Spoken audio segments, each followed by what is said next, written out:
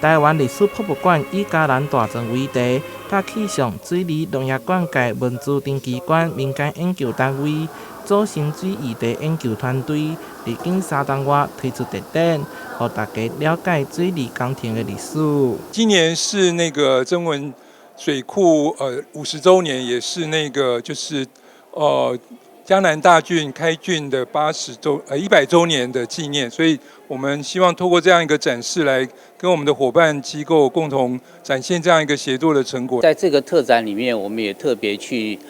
提出来，就是有关降雨的部分相关的讯息，包含我们刚开始的这个台湾的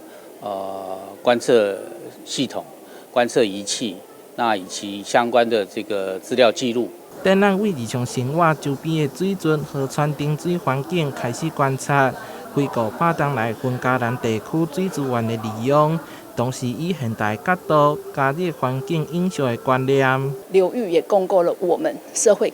新的个体，甚至是成为一个新的生命共同体。所以这是我们希望传达，大家从环境、从历史都有一个新的意识。当中更首度展出8天雨衣的嘉南大圳工程计划书，呈现该水利团队如何透过计算、掌握地形、雨量等自然条件，完成这项浩大的工程。这次跳脱单纯的历史测展，将这个知识科普化，加入互动游戏，让民众更加了解南部流域的历史发展。希望透过展览，会当让社会重视水资源、关怀环境。台南新闻双怀采访报道。